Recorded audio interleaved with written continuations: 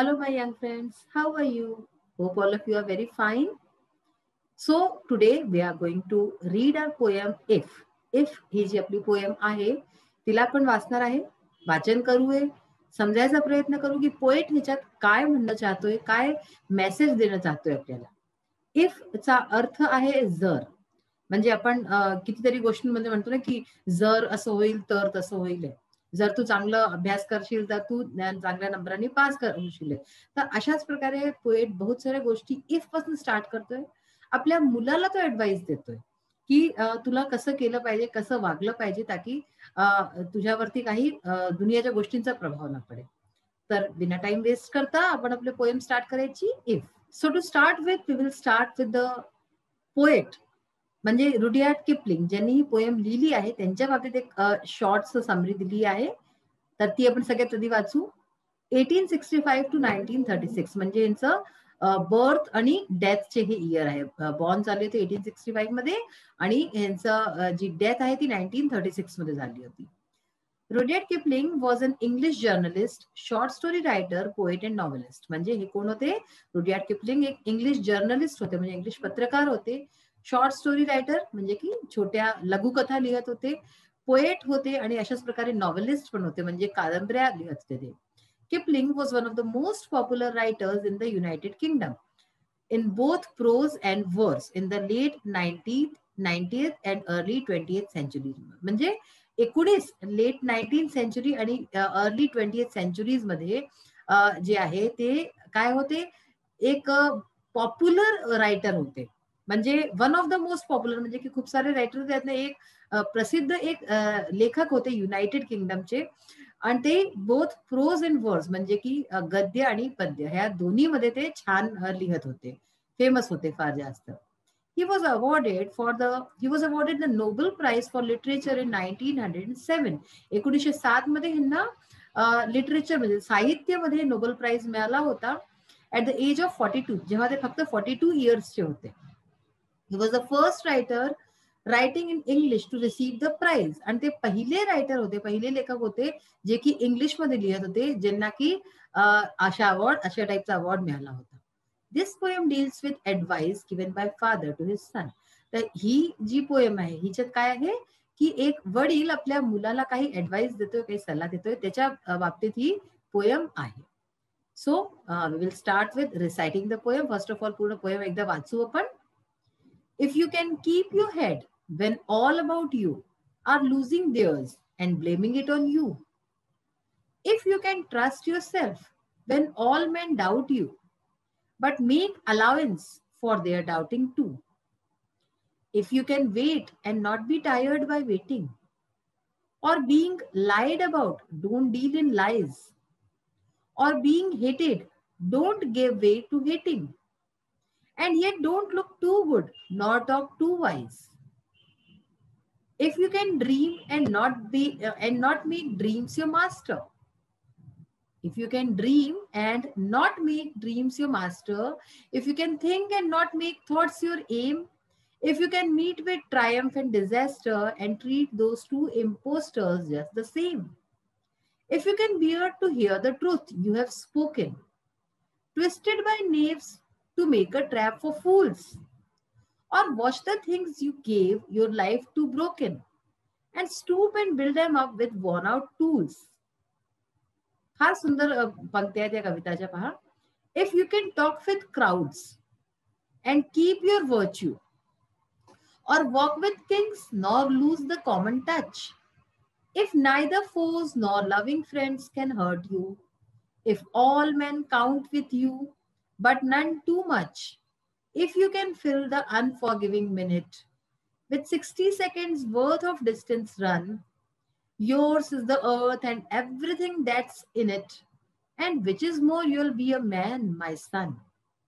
So, Rudyard Kipling, poet of this poem, and you can see in this picture a father and a son. म्हणजे की अशी picture दाखवली गेली आहे की एक मुलगा आहे आपल्या वडिलांबरोबर उभा आहे आणि पहा इथे सनसेट होत आहे. तशी सुंदर पिक्चर पण आहे. तर आता आपण ह्याचा जे आहे प्रयत्न करू की ह्याचं तुम्हाला जे आहे समजेल, मीनिंग काय आहे. First of all, if you can keep your head when all about you are losing theirs and blaming it on you. Keep your head. What is the meaning of keep your head? Keep one's head. Not to get angry. म्हणजे की आपलं डोकं स्थिर ठेवायचं, आपलं जो दिमाग आहे तो शांत ठेवायचा, नॉट टू गेट अँग्री, रागवायचं नाही. तर if you can keep your head, जर तू आपलं जे आहे कीप युअर हेड म्हणजे की रागवायचं, रागवशील नाही when all about you are losing theirs, जेव्हा बाकीचे सगळे जण तुझ्यावरती रागवतात, they are getting angry with you, तेव्हा तू नाही रागवशील आणि तू आपलं राग शांत ठेवून डोकं शांत ठेवशील. And blaming it on you, आणि तुझ्यावरती ब्लेम करतात सगळेजण, तुझ्यावरती आरोप लावतात. म्हणजे तुझ्यावरती जेव्हा सगळे आरोप लावतात आणि तुला रागवतात, आणि तेव्हा त्यावेळेस जर तू आपलं डोकं शांत ठेवशील, कीप युअर हेड, आणि रागवशील नाही. If you can trust your self Wien all men doubt you, जेव्हा सगळेजण तुझ्यावर शंका करतात, डाऊट म्हणजे काय, शंका, सगळेजण तुझ्या चारीकडे तुझ्यावर शंका करतात, तेव्हा तू आपल्यावरती जर तू ट्रस्ट ठेवू शकतो, तेव्हा तुझा आपल्या आपवरती विश्वास बनलेला आहे. But make allowance for their doubting too. Make allowance for म्हणजे काय, consider what others also have to say about something. म्हणजे दुसरे काय म्हणतात ते ह्यालाही कन्सिडर करायचं, की म्हणजे दुसऱ्यांची जर शंका आहे, काही आहे, तर त्याचं काय कारण आहे त्यालाही कन्सिडर करायचं. ठीक आहे. तर काय झालं की जर तू आपल्यावरती ट्रस्ट करतो, आपल्यावरती जे आहे तुझा विश्वास आहे, जेव्हा सगळेजण तुझ्यावरती अविश्वास करतात, शंका करतात, आणि make allowance for their doubting too, की ते का शंका करतात त्याचंही कन्सिडरेशन तू करशीलच, त्याच्याही बाबतीत सोचशील. If you can wait and not be tired by waiting, जर तू वेट करू शकतोस, जर तुला वेट म्हणजे काय, की आपण कोणत्या वस्तूची वाट पाहतो, वाट पाहू शकतो, and not be tired by waiting, आणि वेटिंगचं म्हणजे वाट पाहण्याशी जर तू थकशील नाही, थकत नाही. Or being lied about, don't deal in lies. Being lied about, what is that mean, false things spoken about oneself by others, म्हणजे की पुन्हा करता कोणी दुसरं खोट्या गोष्टी बोलतंय. तर ह्याच्यात काय अर्थ झालं, or being lied about, don't deal in lies. पण आणि जेव्हा तुझ्याकरता सगळेजण खोटं बोलतात, कोणी खोटं बोलतंय, डोंट डील इन लाईज, तेव्हा तू खोटं नाही बोलतेस त्यांच्याकरता. कळतंय ना. तर if you can wait and not be tired by waiting, जर तू वाट पाहू शकतो आणि वाट पाहण्याचा तुला थकवा नाही येते, आणि or being lied about, don't deal in lies, आणि जेव्हा तुझ्याकरता कोणी खोटं बोलतंय पण तू लाईज मध्ये, खोट्यामध्ये डील नाही करते, म्हणजे की त्यांनी खोटं बोललं तर तू नाही बोलतेस, तेव्हा तू नाही बोलतेस. Or being hated, don't give way to hating, किंवा बीइंग हेटेड म्हणजे कोणी तुला हेट करताय, तुझ्याशी कोणी नफरत करताय, don't give way to hating म्हणजे काय झालं, allow hated to take control of oneself. म्हणजे हेटेड, त्यांनी माझ्याशी हेट केलं तर मी त्या हेट्रेडशी कंट्रोल झालो, म्हणजे माझ्यावरती इफेक्ट केली ती गोष्ट. तर असं जेव्हा झालं, तर जेव्हा कोणी तुला हेट करतंय, तुझ्याशी नफरत करताय, तेव्हा don't give way to hating म्हणजे त्या हेट्रेडला, दुसऱ्याच्या हेट्रेडला आपल्यावरती हावी नाही होऊ द्यायचं, आपण शांत राहायचं. And yet don't look too good, not talk too wise. आणि तरी सुद्धा तू असं करताना सुद्धा तू जे आहे तू खूप चांगलं नाही दिसायचं, असं नाही की शो ऑफ करायचा, ठीक आहे ना. Not talk too wise, talk too wise, don't look too good पाहिलेले, नॉट टू बी परफेक्ट, म्हणजे आपल्याला असं नाही दाखवायचं की आपण अगदी परफेक्ट आहोत, आपल्याला अगदी सगळं माहिती आहे. आणि अशाच प्रकारे talk too wise, show off one's knowledge, म्हणजे आपल्या ज्ञानचं बखान नाही करायचं, ज्ञान आपलं सगळ्यांना दाखवायचं नाही. असं करताना, काय करताना, की कोणी आपल्याला हेट करतंय आणि आपण त्याला हेट नाही करायचं, ठीक आहे ना, आणि त्याची हेट्रेडचा आपल्यावरती कोणता असर नाही होऊ द्यायचा. आणि असं करताना सुद्धा असं शो ऑफ नाही करायचं की आपण बहुत ज्ञानी आहोत किंवा आपल्याला सगळं माहिती आहे, ठीक आहे ना. या सगळ्या गोष्टी अजून जर मध्ये लिहिलंय, तर काय होईल ते एंडच्या 2 लाईन्स मध्ये लिहिलंय, ठीक आहे. आता हे आज आपण फर्स्ट पॅराग्राफ वाचला, तुम्हाला नक्कीच कळलं असेल की काय लिहिलंय याच्यामध्ये, की पहिल्या याच्यात की जर तू शांत राहू शकतो बिना रागवल्या, आणि दुसऱ्यांवरती रागवायचं नाही, दुसऱ्यांना ब्लेम नाही करायचं, आणि आपल्यावरती विश्वास ठेवू शकतो जेव्हा सगळेजण तुझ्यावरती अविश्वास करतात, आणि अशाच प्रकारे वाट पाहू शकतो बिना थकल्या, आणि कुणाच्या बाबतीत कोणी तुझ्या बाबतीत खोटं बोलतंय, तू खोटं नाही बोलशील तेव्हा, किंवा कोणी तुझ्याशी हेट करते तेव्हा तू हेट नाही करते, हे सगळं जर तू करू शकतोस तर आता ह्याच्या पुढचा आपला जो आहे पॅराग्राफ, हा आपण आपल्या नेक्स्ट सेशन मध्ये वाचूया. पहा, सो आपण आपले इंग्लिश वर्कशॉप स्टार्ट करू आज क्वेश्चन नंबर 3 पासून. Why do the lines in the poem begin with if you can. पोयमच्या ज्या लाईन्स आहेत त्या इफ यू कॅन म्हणजे की जर तू करू शकतोस ह्याच्यापासून का स्टार्ट होतात ते. What effect does this have आणि ह्याचा काय इफेक्ट होतो, ह्याचा काय परिणाम असतो. The lines in the poem begin with if you can because कारण ह्याच्याशी सुरू होतं कारण की the poet insistently wants to emphasise the importance of his good advice and attract his son's attention to every piece of advice given by him. तर हे असं हा पोएट म्हणून करतोय कारण की तो असं चाहतोय एम्फसाइज करणं म्हणजे जोर देणं the importance of his good advice, त्याचा जो चांगल्या जो सल्ला देतोय त्याची जी महत्व आहे त्याच्यावरती तो जोर टाकणं चाहतोय. आणि ह्याच्याबरोबरच तो काय करणं चाहतोय आणि जे आहे अट्रॅक्ट करणं चाहतोय आपल्या मुलाचं अटेन्शन, आपल्या मुलाचं अटेन्शन जे आहे तो अट्रॅक्ट करणं चाहतोय to every piece of advice given by him. त्यांनी जी एक एक ऍडवाइस दिली, एक एक सल्ला दिली, सगळ्या करता तो त्याचं अटेन्शन जातोय. The repetition of the lines has a musical effect. Question आहे ना, what effect does this have, तर ह्याचा जो परत परत रिपिटेशन होतोय तर ह्याचा एक म्युझिकल इफेक्ट होतो, एक संगीतमय इफेक्ट होतोय. क्वेश्चन 4 आहे, find 4 opposite reactions from the poem. Poem मधून आपल्याला 4 असे रिएक्शन्स काढायचे जे की अपोजिट असतो एकामेकाशी. पहिला आहे or being lied about don't deal in lies, म्हणजे की जेव्हा तुझ्या बाबतीत लोक खोटं बोलतात तेव्हा तू खोटं नाही बोलशीलस. Or being hated don't give way to hating, म्हणजे की जेव्हा लोक तुझ्याशी नफरत करतात तेव्हा तुला जे आहे नफरतला बढावा नाही द्यायचा आहे. You can think and not make thoughts your aim, म्हणजे की तू सोचू शकतो पण थॉट्सला, आपल्या विचारांना आपला एम नाही बनवायचा, उद्देश्य नाही बनवायचा. You can trust yourself and all men doubt you, तू आपल्यावरती जेव्हा ट्रस्ट करू शकतो, आपल्यावरती विश्वास करू शकतो जेव्हा सगळे जण तुझ्यावरती डाऊट करतात, ते शंका करतात.